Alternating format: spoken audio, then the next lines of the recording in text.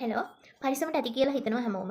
ඉතින් අද මම ඔයගොල්ලොත් එක්ක කතා කරන්නේ 2018 වර්ෂයේ මුද්‍රණය කරපු පළවෙනි මුද්‍රණය 2018 මුද්‍රණය කරපු 2019 ස්වර්ණ පුස්තක නිර්දේශිත නවකතාවක් ගැන.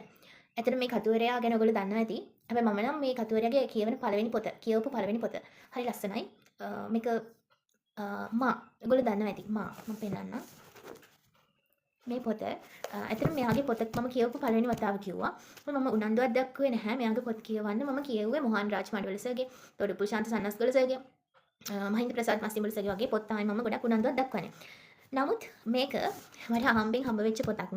ඉතින් මම ගත්ත කියෙව්වා හරි ලස්සනයි. මෙයාගේ භාෂාව ගැන කතා කරොත් ඒක හරිම සරලයි. තේරෙන විදිහට ලියලා තියෙනවා. ගොඩක් අතිශෝක්තියක් නැහැ.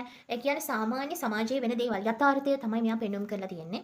කියන්නේ ඇත්තටම හරිම ලස්සන ආදර කතාවක් කියන්න පුළුවන්. නමුත් අවසානයේ නම් සෑඩ් එන්ඩින් තියෙන්නේ. හැපි එන්ඩින් එකක් නෙමෙයි. ඇත්තටම මේ මෙහෙමයි. අවසන් වෙන විදිය හිතා ගන්න බැරි විදිහට තමයි මෙයා ලියලා තියෙන්නේ. ඇත්තටම මම කියවපු මෙන්න මේ වගේ කියවපු මේ වගේ හැඟීමක් දැනුණු පළවෙනි පොත කිව්වොත් නිවැරදි. ඒ කියන්නේ මම කියන්නම් හරිද?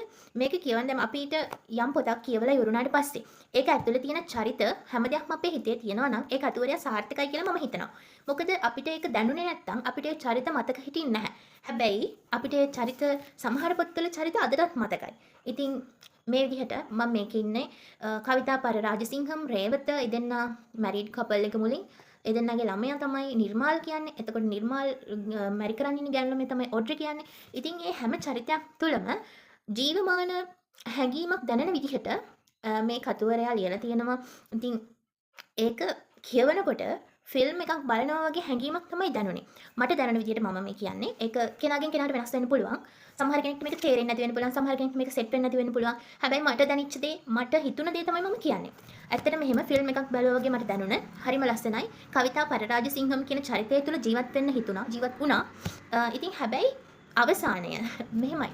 අපි හිතන විදිහට යම් පොතක හරි ටෙලිනාට්‍යයක හරි අවසානයේ සිද්ධ වෙනවා නම් ඒක සාර්ථක නැහැ. මම හිතන විදිහට. ඒක ඔයගොල්ලෝගේ මතය වෙනස් වෙන්න පුළුවන්. නමුත් පොතක හරි නාට්‍යයක හරි අපි හිතන විදිහට මෙන්න මෙහෙම වෙයි. මෙහෙම වුණා නම් හොඳයි කියලා අපි හිතන දේ වෙනවා නම් ඒක සාර්ථක නැහැ. මේකෙදි කියවන් යනකොට දැන් අවසානයේ ලං වෙනකොට ඇත්තටම මේ කවිතා පරරාජසිංහම් සහ රේවත කියන්නේ වෙන් වෙලා ඉන්නේ. රේවත හිතන්නේ කවිතා පරරාජසිංහම් කියන කෙනා තමන්ගේ වයිෆ් එක්ස් වයිෆ් කලින් ඒ කියන්නේ ඩිවෝස් වෙලා නැති වුණත් එදෙනා එකට හිටියේ නැහැ. ඉතින් මේ රේවත හිතන්නේ කවිතා පරරාජසිංහම් කියන කෙනා මැරිලා කියලා, මිය ගිහිලා කියලා. නමුත් ඇත්තටම එයා ජීවත් වෙනවා කියලා දැනගත්තට පස්සේ තමන්ගේ පුතා තාත්තව එක්කන් යනවා මේ අම්මව හම්බ වෙන්න. හැබැයි අපි මම ඇත්තටම බලන් හිටියේ මම විතර නෙමෙයි මේ කතුවරේක ඉතාම සාර්ථක විදියට ලියලා තියෙනවා. ඒ හැම දෙනාම ඒ හැම චරිතයක්ම ඔඩ්රි කියන්නේ අනාගත ලේලි. ඔඩ්රි එතකොට පුතා නිර්මාල් තාත්තා ඒ රේවතගේ හද ගැස්ම ඒ වෙලාවේ ඇත්තට මේ කියවන මටත් දැනුණා. තේරුණාද? ඒක දැනෙන්න තරම් ඒ තරම් සාර්ථක විදියට මේක ලියලා තියෙනවා.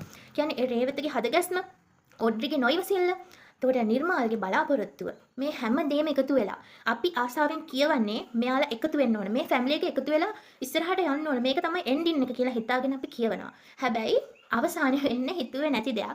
ඇත්තටම කේන්තියක් ආව මට කවිතා පරරාජසිංහම් ගැන. ඉතින් කියවපු අයටත් එහෙම හිතුණාද කියලා මන් දන්නේ නැහැ. නමුත් මට නම් ඇත්තටම කේන්තියක් ආවා. අනේ ඇයි මෙයා ගියේ? එයා අනුමාන කරා දැන් මේ පුතා ගියේ තාත්තව එක්කන් එන්නේ තමයි. එයාට මූණ දෙන්න බෑ. එයාට ඒක අවශ්‍ය නැහැ කියලා හිතලා එයා එතනින් පිටත් වෙලා යනවා කාටවත් කියන්නේ නැතුව. ෆෝන් එක ඔෆ් කරලා. ඉතින් ඇත්තටම කේන්තියව මට නම්. ඉතින් අපි හිතපු දෙන්න මේනුනේ. අපි හැමෝම දැන් මේ කතුවරයාගේ දක්ෂතාවය කියන්නේ ඒ හැමෝගෙම නොයවසිල්ල මැද්දේදී පාඨකයාගේ නොයවසිල්ලත් කුතුහලයත් ඉහළ නන්වලා එතන දොර ළඟටම අරන් ගිහිල්ලා දොර අරිනකොට ඉන්නේ වෙන මතුවෙන්නේ වෙනත් කෙනෙක්. ඇත්තටම මෙතනදී දැන් සමහර පොත් ළමයි කියවනකොට මේ අපිට හිතනවා ඉස්සරහට මොකද වෙන්නේ කියලා. ඒ කියන්නේ ඉස්සරහට මේ දේ තමයි වෙන්නේ. දැන් දොර අරිනකොට මෙයා එනවා. ඊට පස්සේ කතා කරනවා. එහෙම අපිට හිතා ගන්න පුළුවන්. නමුත් මේකෙදි කතුවරයාගේ දක්ෂතාවය කියන්නේ කතුවරයා පාඨකයා වගේම එතන ඉන්න චරිත වගේම පාඨකයාත්. ඒ නොයවසිල්ල, ඒ කුතුහලය ඇතුළට අරගෙන ගිහලා තියෙනවා. හරි ලස්සනයි. අවසානයේට ඇත්තටම කේන්තියක් තමයි ආවේ. සෑඩ් එන්ඩින් එදෙන හම්බුනේ නැහැ. බලාපොරොත්තුවක් තිබ්බා. දැන් ෆිල්ම් එකක් වගේ නම් මේකේ දෙකක් එන්න පුළුවන් කියන හැඟීමක් තියෙනවා. ඒ වගේ කියන්නේ අවසානයක් නැහැ. එදෙන දැක්කේ නැහැ. හම්බුනේ නැහැ. දුකයි ඉතින්. ඒ කියන්නේ සෑඩ් එන්ඩින් එක මේක මේ මම ඔයාලට කියන්නම් මට හිත ගියපු දෙයක් තිබ්බා. මම හයිලයිට් කරා. මගේ කියවන්න. ජීවිතයේ සමහර දේවල් සම්පූර්ණයෙන්ම ඩිලීට් කරලා දාන්න ඕනේ කවිතා. ඒවා තියාගත්තාම ඉඩ අහිරෙනවා. එතකොට අලුත් දෙයකට ඉඩක් නැහැ. අපිව මවපු කෙනා අපිට ජීවත් වෙන්න දීලා තියෙන්නේ ටික කාලයයි. ඇයි අපි ඒ කාලේ පසුතැවීම් වලට වැය කරලා නාස්ති කරගන්නේ? වැරදිච්ච තැන්, පෙරදිච්ච තැන් මක්කලම දාන්න. ජීවිතයට ආදරය කරන මිනිස්සුන්ට ඉස්සරහට යන්න ඕනතරම් අලුත් පාරවල් තියෙනවා. ඔයා අන්න ඒ පාරක් හොයාගන්න උත්සාහ කරන්න. අතීතෙත් එක්ක ජීවත් වෙන අය එක්කෝ ආපස්සට යනවා නැත්නම් හිටපු තැනම ඉන්නවා. අපි දැනගෙන ඉන්න ප්‍රමාණයට වඩා මේ ලෝකේ හුඟක් ලොකුයි කවිතා. ඒකේ තව හුඟක් ඉඩ තියෙනවා. ඇත්තටම මේක මේ ගොඩක් දැනුණු දෙයක්. හරි ලස්සනයි. කියවන්නවත් අරගෙන බුක් ෂොප් එකකින් ගන්න නැත්නම් ඔයගොල්ලෝ Facebook එකෙන් ඕඩර් එකක් දාන්න. හරි ලස්සනයි කියවන්න ඉතින්.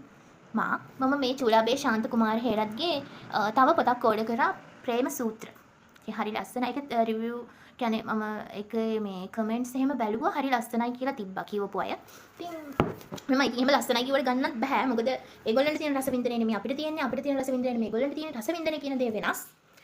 නමුත් මේක හොඳ නැහැ. කවුරු හරි කිව්වොත් මේක බෑඩ් කමෙන්ට් එකක් කිව්වොත් ඒ කමෙන්ට් එක ඔලුවේ තියාගෙන කියවන්න එපා. කිසිම පොතක් හෝ ෆිල්ම් එකක් ගැන හරි කවුරු හරි බෑඩ් කමෙන්ට් එකක් ඒක වැඩක් නැහැ. කිසිම තේරුමක් නැහැ කියලා කවුරු හරි කිව්වොත් ඒක ඔලුවට තමන් යනවා. ඇත්තටම එහෙම කියන්න හොඳ නැහැ. තමන් කියවුවොත් පොතක් ඒක තමන්ට සෙට් නැත්තම් තව කෙනෙක්ට කියන්න එපා. ඒක හොඳ නැහැ. මේක අවුල් මේක තේරෙන්නේ නැහැ. එහෙම කියන්න එපා. මොකද ඒ මතය අර කියවන මිනිස්යාගේ ඔලුවට යනවා. ඉතින් මම කියන්නේ එහෙම මතයක් කවුරු හරි ඔයගොල්ලන්ට කිව්වොත් එහෙම ඒ දේ ඔලුවට දාගන්න එපා. මොකද එයාට දැනෙන විදිහට නෙමෙයි ඔයාට දැනෙන්නේ. ඔයාට දැනෙන විදිහට නෙමෙයි එයාට දැනෙන්නේ.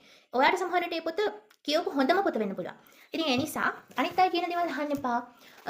good comments තියෙන පුළුවන් සමහර ඒවා. ඉතින් මමත් එහෙම කියවලා තියෙනවා. කෙනෙක් ලස්සනයි කිව්ව නිසා අරගෙන කියවුවට පස්සේ කිසිම තේරුමක් නැති කිසිම දැනෙන්නේ නැහැ. ඉතින් ඒක එහෙම තමයි. එයාට දැනෙන දේ මට දැනෙන්නේ. මම හැබැයි ඒක කාටවත් කිව්වේ නැහැ. මට ඒක පොත සෙට් නැහැ. හලෝ මේක අවුල් මේක කියලා මම කාටවත් ඒක කියලා නැහැ. ඉතින් මට ඒක සෙට් නැති එක මගේ යාළුවාට හරි කියවපු ලස්සන පොත වෙලා තියෙනවා.